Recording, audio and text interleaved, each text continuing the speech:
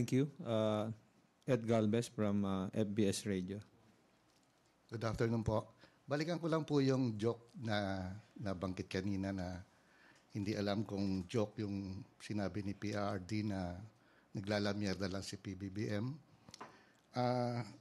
Being the former leader, pagka nagbigay po ng statement, official yun. Ika nga, right from the horse's mouth. Nagbitaw din si PRD na adik si PBBM pero binawi niya. Ngayon, may hahalin tulad po ba siya sa istorya lang The Boy Who Cried Wolf? Na baka totoo na yung sinasabi niya, wala nang gusto maniwala? Kung ilang taon na nga ba si former president? Malapit na po mag-80 yata. I think 78. Yeah, so I think, no, with due respect to former President Duterte, minsan kailangan lang na i-decipher kasi ganun din, even when he was president, sometimes like he would make candid jokes, tapos nakakalimutan niya na kaakibat ng kanyang stature ay opisyal, no, yung kanyang nagiging statement. So, yes, medyo kailangang ilugar yung ibang mga jokes.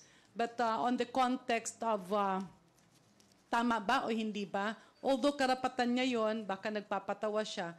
Pero yung bigger impact kasi is not good.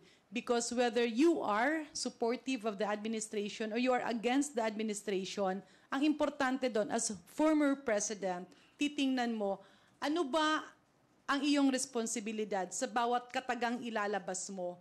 Dahil bawat katagang ilalabas mo, iisipin mo as former president, may impact yan sa taong bayan.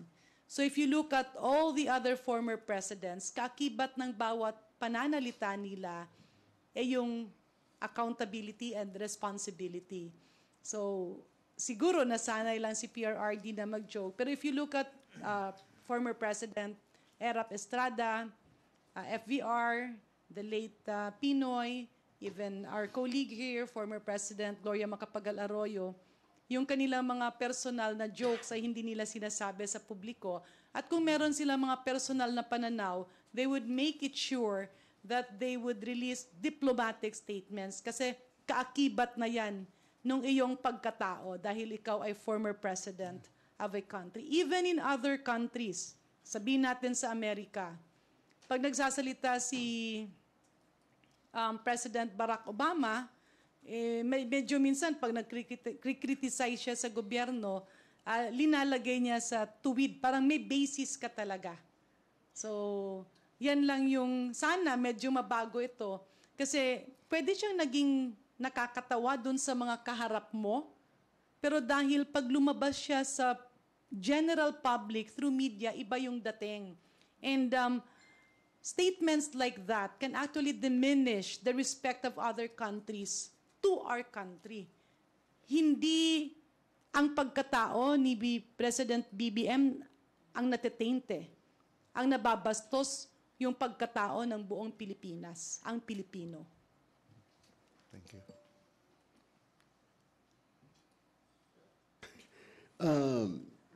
Parang hindi na ho tayo nasanay sa Pangulo. I mean, 6 years. Tayo din sa media, di ba? Lahat tayo nagulat ng pag-upo ng Pangulo. Is it serious? Di ba? Kahit nung kampanya pa lang, nabanatan siya kaliwa kanan ng international media. So, dapat memorize na ho natin na lalo na tayo sa media, what is a joke and what is reality. And karamihan kasi na sinasabi ng Pangulo is palabiro po ang Pangulo. Hindi po siya pwedeng ihalin tulad sa mga ibang Pangulo kasi laging nagbibiro po ang Pangulong Duterte. So mahirap po. At saka tayo na hong mag-judge. Is he telling the truth? Is he saying the truth? Nasa sayo na yung maniwalaan nyo o hindi. Pero 6 years and reporter po ako, journalist po ako ng panahon po ng Pangulo. So natatansya ko kung ano ho yung totoo, ano ho yung biro-biro lang. So mga kababayan ho natin, alam na rin ho kung ano ho, nagbibiro siya. Pati yung mga biro niya ho na sa impyerno, kukuditan niya ho si Satanas, mga ganun ho. Alam naman ho natin na biro ho yun. So, most of the statements the President, we should take it lightly na lang. Kasi ganun ho siya, ganun yung pagkatao niya. Palabiro ho ang Pangulo. Yun lang po. Merong singit na question, ma'am. Kay Ma'am Kong Garin. Ma'am, Women's Month mo ngayon. May binanggit po si Glenn Chong during the SMNI prayer rally na sasampalin niya si First Lady Liza. Ano po masasabi niyo, ma'am? With due courtesy to Attorney Glenn Chong, naging kasama kasi namin siya. So, unang-una, former member of Congress. Pangalawa, abogado. Pangatlo, Bisaya din. Taga-Biliran. Nagugulat ako dun sa demeanor ni Attorney Glenn Chong. Kasi sampal? Magkurutan na lang kaya kami. Dapat kurut-kurut na, no? Kasi Women's Month ngayon, medyo okay lang siguro yun kung magjo-joke internally. But if you come out in public, siguro kung meron siya mga emisyon na nakikimkim dyan, pero kung sinasalita at sinasabi yan in public, medyo pangit talaga tingnan. Bilang isang lalaki, Women's Month pa naman ngayon. Kasi nung pinalaki ako ng aking mga magulang, ang pagkaintindi ko tayong mga Pilipino, tinuturuan tayo na habang tayo'y lumalaki, andun pa rin yung respeto. There are many ways to express your anger kung meron kang galit. Pero pag sinabi mo kasing magsampalan, pabalik-balik ng sampalan, yung pinapakita mong demeanor sa mga kabataang Pilipino ay hindi maganda. Parang sinasabi mo na tuloy sa mga bata, okay, natural lang na manampal ka. No? May rason man or wala mang rason. So it's a very bad example, especially to our children. And coming from a professional, from a lawyer, medyo nakakagulat. No? Again, siguro baka joke lang yun or baka in public. Kasi napakasayang nung okasyon. Bilang isang dating mambabatas, bilang isang abogado, andun ka sa isang okasyon, it's good to take advantage to campaign of your advocacies. Kung merong criticism sa gobyerno, pwedeng i-lay down na ito ang mga bagay na hindi siya sang-ayon. Ito naman ang mga bagay na sa pananaw niya, pwedeng maging solusyon.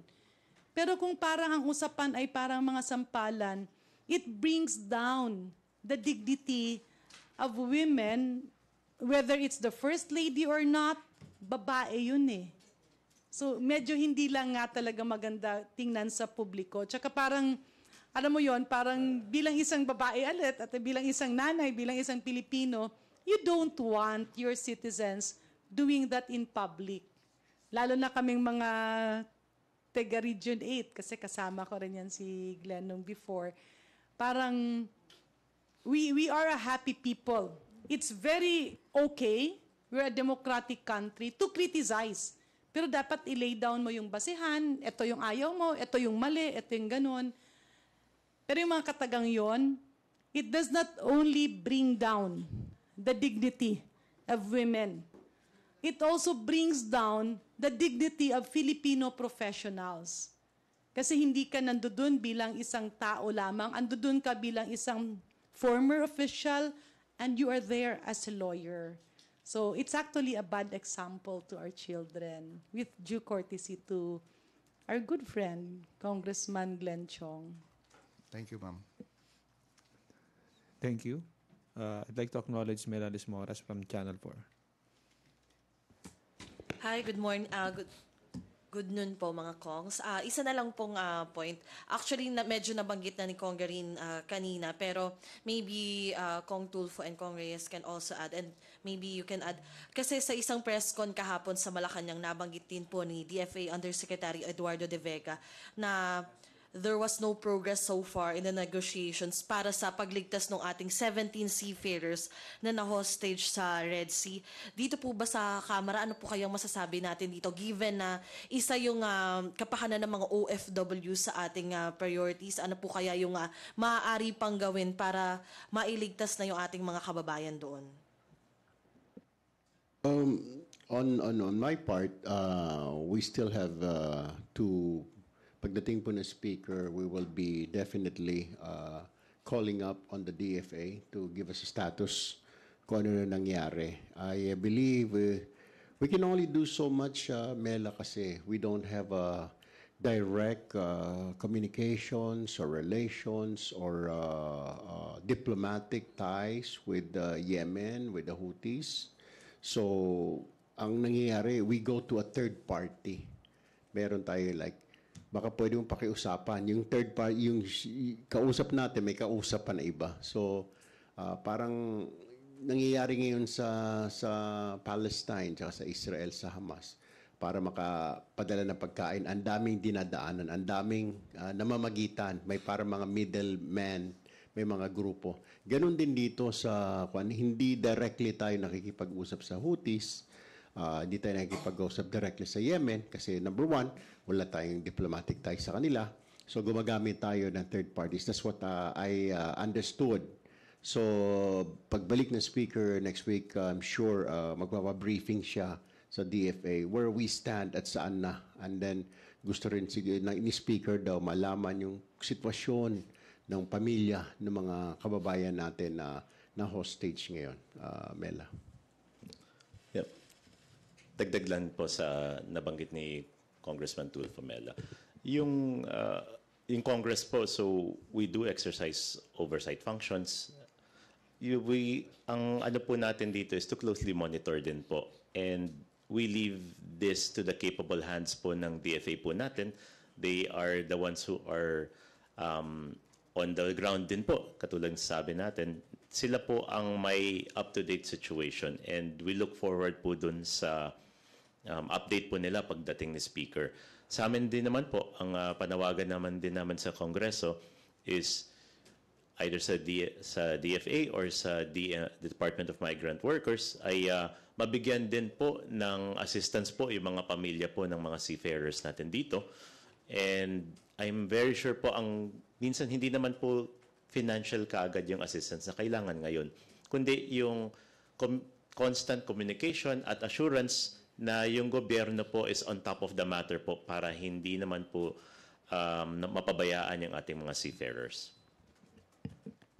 Unang-una, no, ang medyo mas kailangan doon, no, aside sa, syempre, pera at subsistence nila, andun yung maibsan yung kaba. So the mere fact that our government has open lines to those negotiating, that's already a big first step.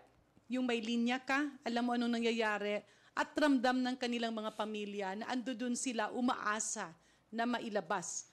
And again, pasensya na isegue ko lang ng konti, dun nga sa issue ng pagbibiyahe. Kasi with globalization, napaka-importante ng mga relasyon na ito. Investors is just one.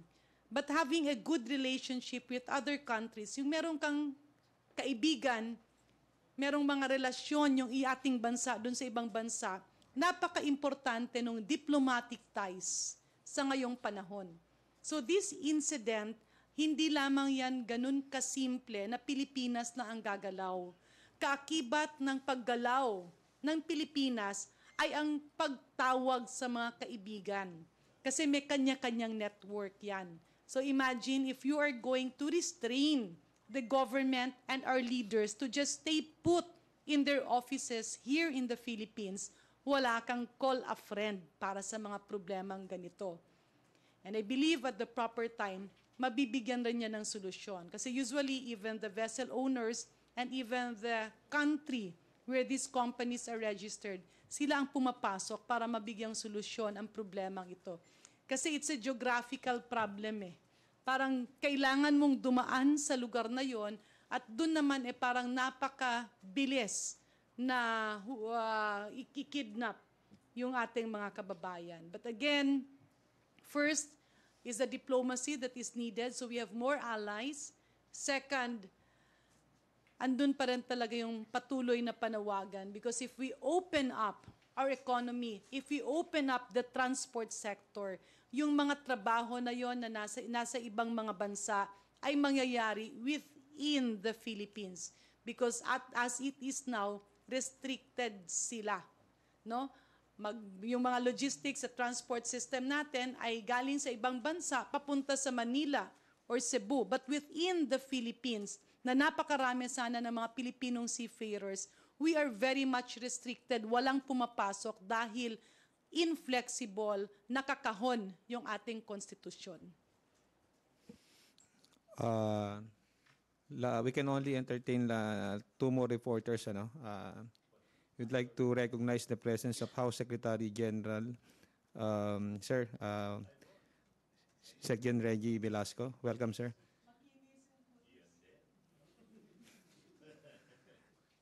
Melanie from Radyo Pilipinas. Hi sir, magandang hapon po ma'am.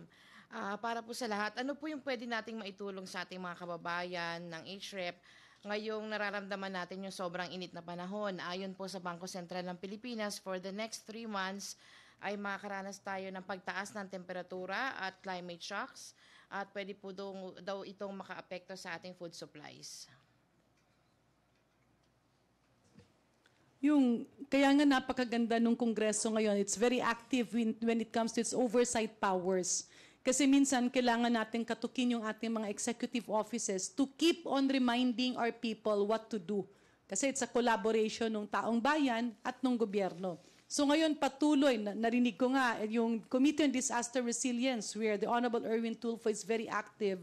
Andun din, epekto ng climate change, what to expect, ano yung dapat malaman ng taong bayan, bakit ito delikado, bakit kailangan yung ating mga executive offices sa baba ay maging proactive. Then isegue na natin. Bakit nga ba nung nakaraang mga buwan, tila may iilang mga senador na medyo pinipitik yung mga linagay sa budget na ayuda. Nagbago ang panahon. Maraming mga insulto, kalamidad na pwede nating maramdaman because of climate change. At hindi pwedeng hindi tayo gumalaw. Kaya kung titingnan mo, yan din yung isang rason, ba't maraming nakastandby? Hindi naman na marami, tamang-tama lang na nakastandby na pondo pang ayuda. Dahil kapag gutom ang tao, dapat immediately matugunan ng gobyerno. Kapag merong kalamidad, dapat immediately yung kanilang pangangailangan ay matulungan. So again, that is why the Honorable Speaker and the leaders of Congress crafted it that way para magkaroon ng Kongreso at gobyerno na aksyon agad kapag tinawag ka ni Juan at ni Maria. Thank you, ma'am. Alam mo, that's a very good question. Before the speaker left, ang dami yung mga bilin ng speaker na mga instructions. Ganun po siya every time he leaves for a visit with the president. Kung natatandaan ho ninyo yung senior citizen discount, kinausap po namin, kahit wala po siya, kinausap po namin yung DTI to fast track it. By the way, ang update po doon, ngayong katapusan po ng March, sabi ng DTI, effective na rin ho yung 500 pesos monthly discount sa grocery items ng mga senior citizen. Then came PhilHealth, bago pa ho yung kuan na advance in po ng speaker, kausapin mo na Kong Erwin, yung PhilHealth, kung ano bang pwede maitutulong sa mga kababayan natin with all this inflation going on. Yan ho yung sinasabi ho ninyo, ang bilin ho niya sa akin. I believe 2 days before he left, binigyan niya ho ako ng instruction na to check with the DA at gayon din po yung Committee on Agriculture namin, to check with DA and DTI to remind them na baka pwedeng to check on the price control, things like that, storage facilities. At sabi niya kung pagbalik ko, maybe we can do another round and do inspection sa mga warehouses. Baka nakatambak lang dyan yung bigas. Yun na nga, yung NFA, marami palang bigas. Tapos kumahog tayo nung November, December. Umabot na ng 60-65 yung per kilo. Meron palang stock ang NFA, di ba? So, yung instruction sa akin was to coordinate with DA. Mukhang na-anticipate niya na ito. I don't know kung may advance info siya sa BSP, pero the instruction given to me was like to check with DA, meet with the DA para po doon sa mga prices, to check the market, at ganoon din sa DTI, para kasi baka may mga traders dyan or retailers na sobra-sobra naman, sobra-sobra ang patong. At pagbalik niya siguro, we will do another inspection siguro para sa mga stocks ng mga food, sa mga warehouses, sa mga traders, para to make sure lang na everybody sumusunod na not taking advantage. Mataas na ang bilihin, may inflation tayo, tapos kakargahan pa ng mga mahal na bilihin. So there was already instruction by the Speaker himself to me to do this, and which we will do siguro on Monday to I will coordinate with the DA at saka DTI.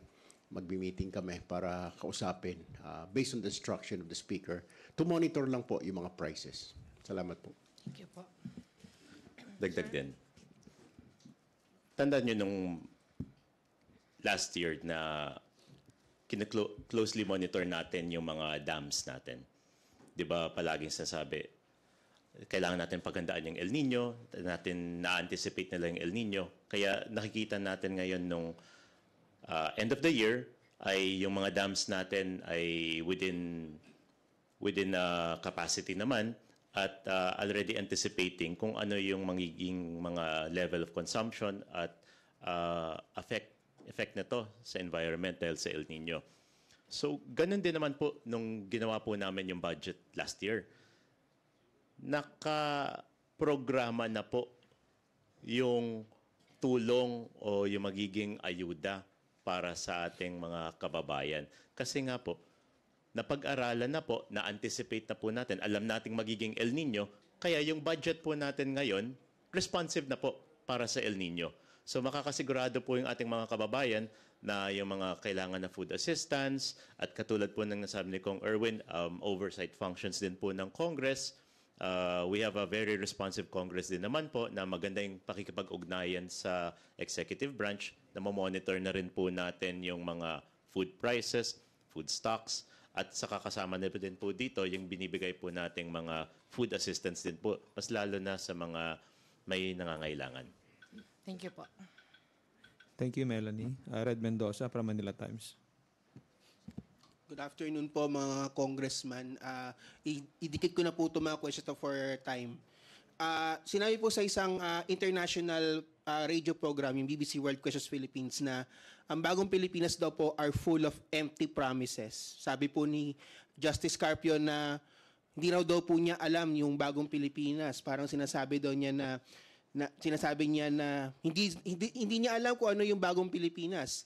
Si Rafaela David ng Akbayan, sabi niya na nandun pa rin daw yung human rights violations, yung economy nagre-recover pa rin, mataas pa rin ang inflation. Sabi naman ni Richard Haydarian, nagiging technopopulist na raw si Pangulong Marcos. So, ano masabi niyo po dito sa sinasabi na ng mga comments na ito ng mga eksperto na ito sa BBC World Questions pa naman po ito, international program po ito na parang empty promise daw po ang bagong Pilipinas. And maisundot ko na rin po, my last question, do you think po ba Vice President Sara Duterte should resign as Deputy Secretary sa inasal niya po nung rally na ito nitong nakarang araw? Maraming salamat po.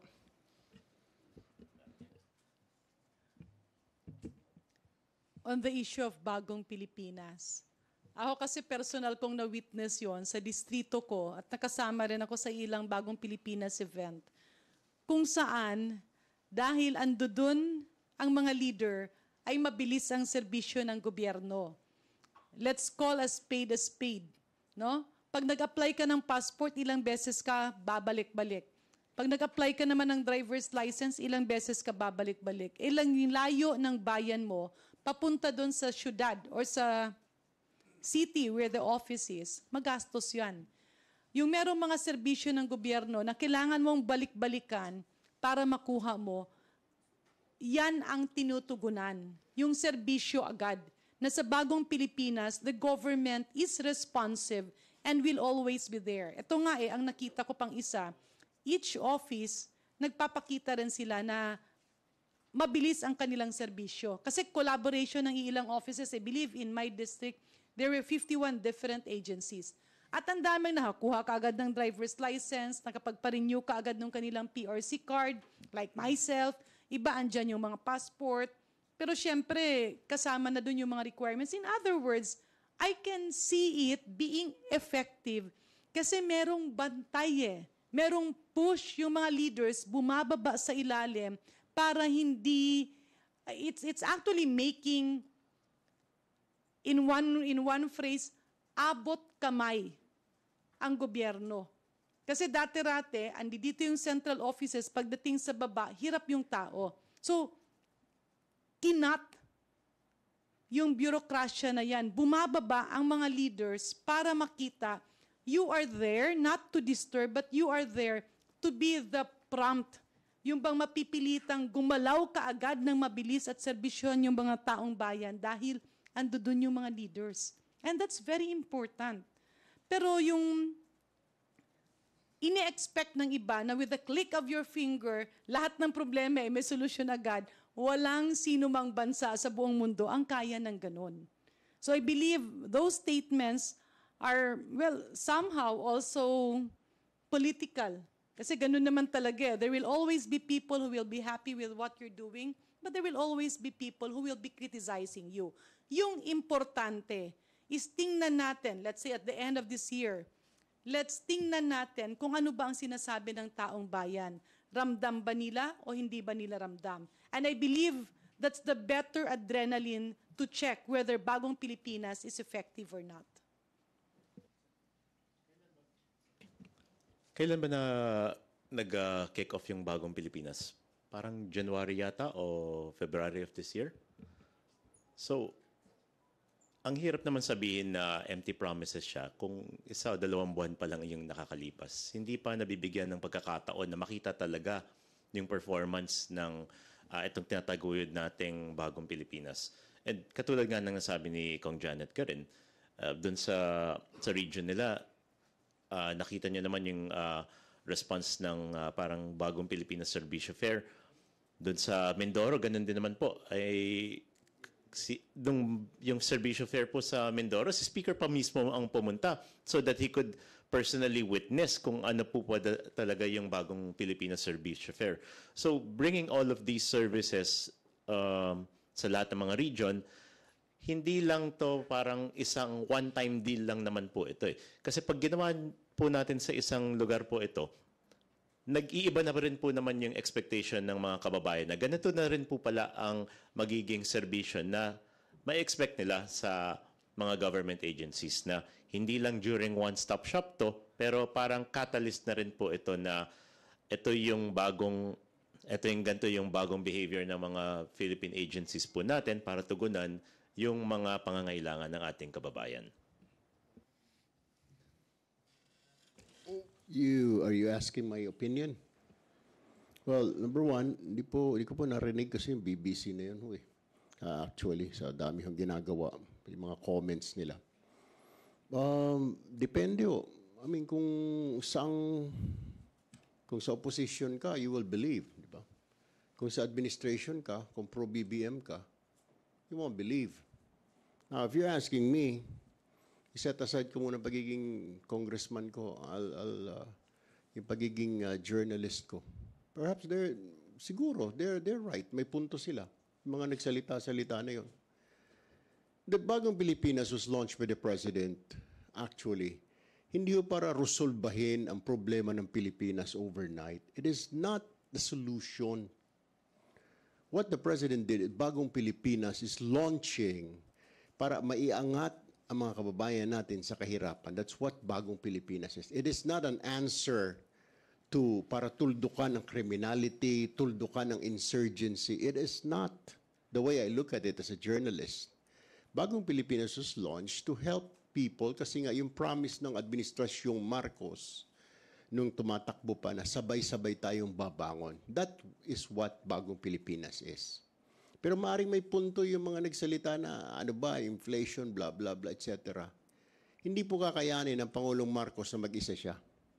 Hindi rin po kakaya, masking kasama po Speaker Romualdez, linggo-linggo po namimigay po ng agiyuda ang gobyerno. You know that, yung cash and rice distribution, lahat na ho, ibinababa na, DSWD, tulong-tulong na ho sila, CHED, TESDA, everybody. Pero kung may mga ahensya na hindi rin ho gumagalaw, hindi rin ho magiging effective po yun. Dapat po lahat kasi kumikilos. Di ba? The President, everybody, katulong niya na nga po yung Speaker. Dapat ho, yung mga executive yung Speaker na ho, ng Speaker of the House is working. linggo-linggo po lumalabas, nagbibigay, tumutulong sa mga bawat province. Ang target po, 82 provinces bibigyan ng ayuda. That's what Bagong Pilipinas is. Pero Bagong Pilipinas is not to resolve inflation. Bagong Pilipinas wasn't established to solve the crime rate of the country. Okay? And it will take time. Sabihin man natin, sir, na Juan, it will take time mo eh. Ngayon ko nakita, being a lawmaker, I mean, from being a journalist, marami ako nakikita, nag-iibang anggulo. As a journalist, you look at it differently. Tama ho kayo. Kaya nga sabi ko answer ko, they may be right. Kailangan siguro ng Pangulo na tulungan. Kasi iilan lang ho kumikilos eh. As a journalist, yun ang opinion ko. Ang tumutulong lang sa Pangulo sa Bagong Pilipinas na yung Congress, House, di ba? DSWD, TESDA, CHED, yung mga, in all those. Pero yung other agencies, what are they doing? Ako din ho, nagtataka, where are you guys? Di ba?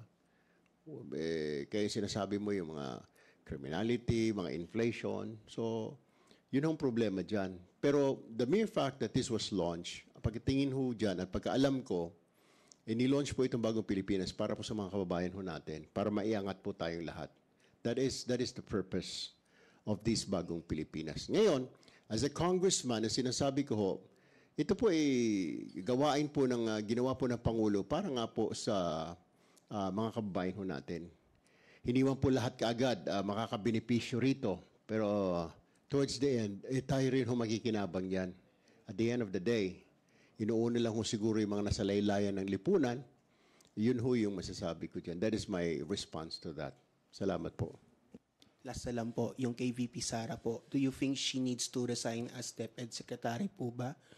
Short answer lang po, dahil po sa ginawa niya po doon sa rally. That's actually her prerogative, no? As the elected vice president, usually matic yan na you're a member of the cabinet. That's her prerogative. But I believe what is more important here is for the vice president to decipher rallies. Kasi nga, prayer rally, syempre, pagdating hindi naman naging prayer rally. And as the acting president, it will give confusion not only to our people, but also to all agencies and even the international community. If you're the acting president and you are in an event where you're hitting the government. So I think lahat yan, it boils down to her opinion. It's best for her to look into this matter. At baka nga iba ang purpose niya while she was there. I'd say give her the benefit of the doubt. Tandaan niyo po, prayer rally po ito. Baka po ay in the series of events, habang in the series of how the prayer rally was evolving, ay nag-iba bigla yung tema. Pero yung pagpunta po niya doon, nung sinabing prayer rally, that was the first intention. So we judge her on that first intention that it was a prayer rally, and going there on, since siya yung caretaker ng Pilipinas ngayon, she came there with good intentions to probably find a way to unite all sides. Yun naman po yung opinion ko. Well, si Pangulong Marcos po naglagay sa kanya sa DepEd Secretary. So tanging ang Pangulo na rin po ang pwede magsabi sa kanya, bumaba ka na dyan, bumibitaw ka na kasi kinokontra man ang gobyerno. It's only the President. Prerogative din ho yan at kay VP Sara po yan. So sila dapat mag-usap kasi partners naman po sila, di ba? Since election pa, kaya nagkaroon ng BBM Sara tandem dahil dyan nag-uusap naman sila, open naman po yung communications nila. So let's leave it like that. Let's leave it the President. Ayaw ko hong pangunahan ng Pangulo. Ayaw ko rin hong pangunahan si VP Sara dahil medyo mga nasa top executive levels po yan. Pangalawa, first and second leaders po ng ating bansa, sila na ho mag-uusap. I believe so. Salamat po. Thank you, Deputy Majority Leader Garin, Deputy Majority Leader Erwin, and Congressman Rey. Sa inyo pong lahat, maraming salamat. Magandang tanghali.